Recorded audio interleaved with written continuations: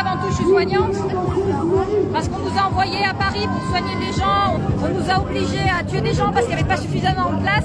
Et maintenant, on vient nous attaquer, on veut nous licencier alors qu'on a obéi depuis le début. On a fait tout ce qu'on pouvait, on a annulé nos congés. On a travaillé sans arrêt. Quand tu dis on vous oblige à tuer des gens, c'est-à-dire? Et en fait, pendant la première vague du Covid, il n'y avait plus de place en réanimation. Donc ils ont été obligés de faire le tri des malades.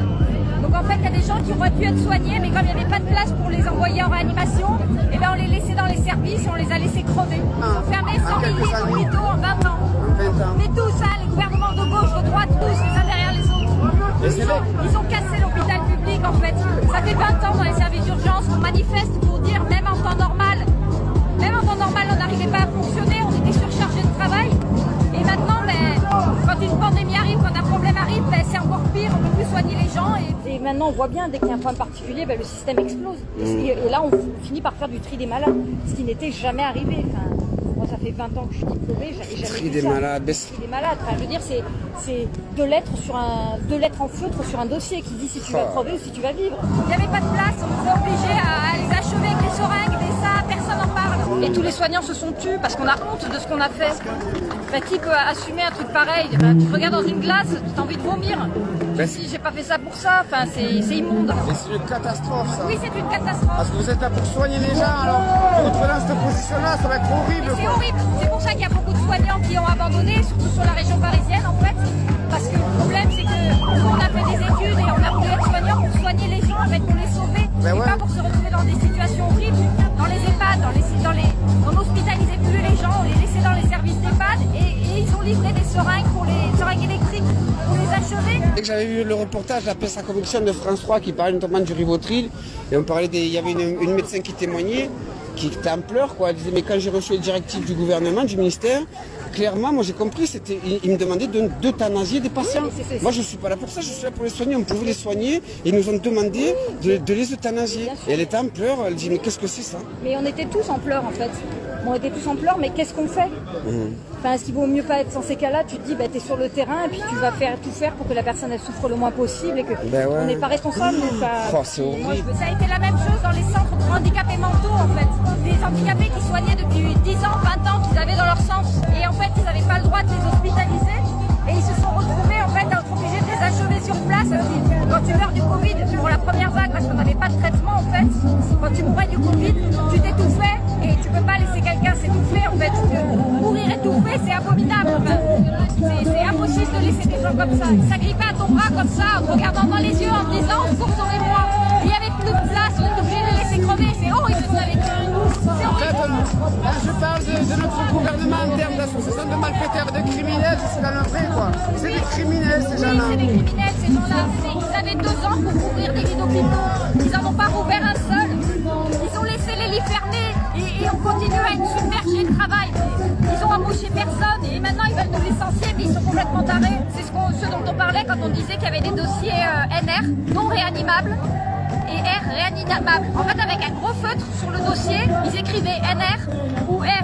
Et s'il y avait marqué NR sur le dossier, on n'avait pas le droit d'appeler réanimateur. Donc si la personne elle commençait à s'arracher son masque ou quoi, on savait qu'elle allait mourir parce qu'on n'avait même pas le droit d'appeler le médecin en fait. Et elle aurait été soignable cette personne, si elle avait des places. Bien sûr qu'elle aurait été soignable. Ce qu'ils racontent à la télé en fait, à BFM, en fait sur le terrain ça veut dire ça. Ça veut dire que tu as des gens qui auraient pu être sauvés avec des réanimateurs, avec des respirateurs et qu'on aurait pu sauver, mais qu'on n'a pas sauvé parce qu'il n'y avait pas de lit d'hôpitaux, il n'y avait pas de lit de réa, il n'y avait pas de personnel formé. Et on en arrive à cette situation.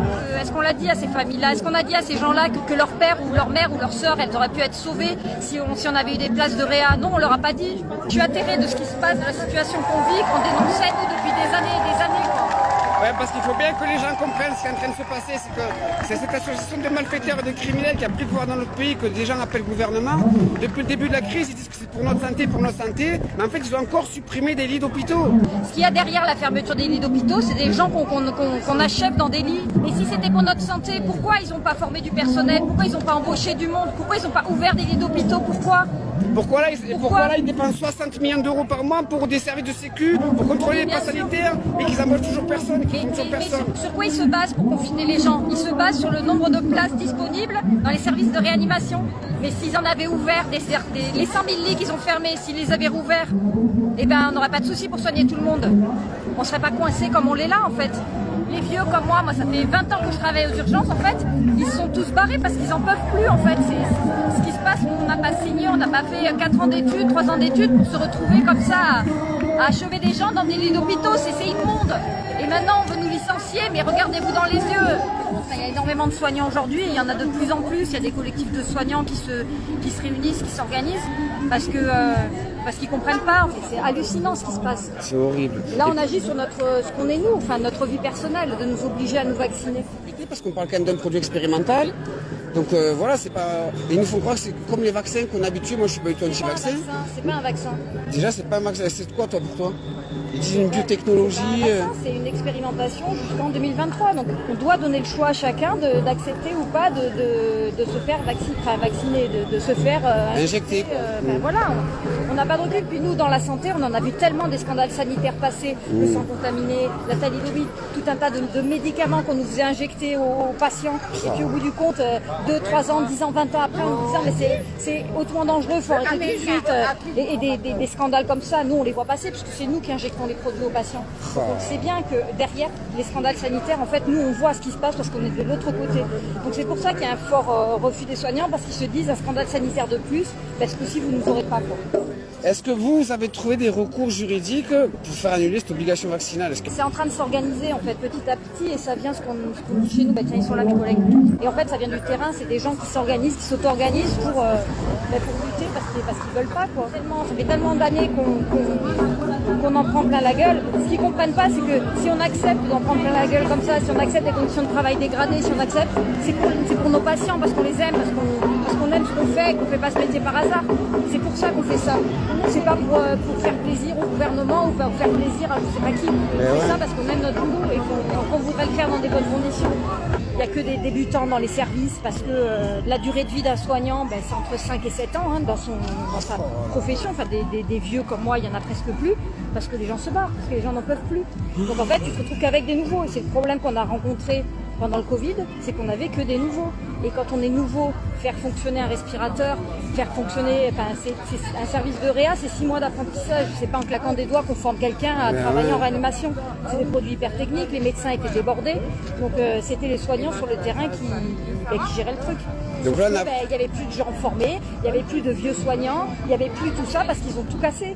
Pour faire des économies, en fait, ils ont décidé de faire rouler tout le monde partout, ils nous changent de service sans arrêt, etc. Et du coup, les gens n'ont plus cette expertise, cette expérience qui fait que t'es compétent dans ton travail quand ça fait 10 ans, 20 ans que tu fais la même chose. Cette situation, elle est encore plus heureuse que je pensais pour vous. Vous êtes pris en étau de tous les côtés, en fait. Oui, mais on lâchera pas parce qu'on a l'habitude de se battre, on a l'habitude de vivre de travailler dans des conditions difficiles. Voilà, on aime ce qu'on fait et on veut défendre nos patients, on veut défendre le système de santé, le système de soins et on continuera jusqu'au bout, quoi. Mais la seule solution, c'est que les employeurs payent les cotisations sociales qu'ils doivent normalement payer. Le problème, c'est tous ces cadeaux qu'on a fait aux entreprises. Ça s'appelle pas des charges patronales. Le vrai nom, c'est cotisations sociales. Ces cotisations sociales, elles vont dans la caisse de sécurité sociale. Cet argent qui manque, c'est pour ça qu'ils suppriment des postes derrière. C'est parce qu'il manque de l'argent. Il manque de l'argent parce qu'on a fait des cadeaux. Et ces cadeaux, il faut les payer. Est-ce qu'ils en avaient besoin de ces cadeaux? Est-ce qu'ils ont fait le 1 million d'emplois qu'ils nous promettaient? Non, ils n'ont rien fait de tout ça, au contraire. La santé, elle est pour tous. Que les cotisations sociales soient payées et on aura un véritable système de santé comme on l'avait après-guerre. Alors que la France était beaucoup plus pauvre que ce qu'elle est maintenant. Et pourtant, on soignait tout le monde. Et pourtant, on a construit les hôpitaux, on a formé du monde. Alors, maintenant, on en est où? Est-ce que tu voudrais rajouter quelque chose? Rien, je serai là la semaine prochaine. Merci du fond du cœur, en tout cas. À toi et à tous les autres soignants, merci.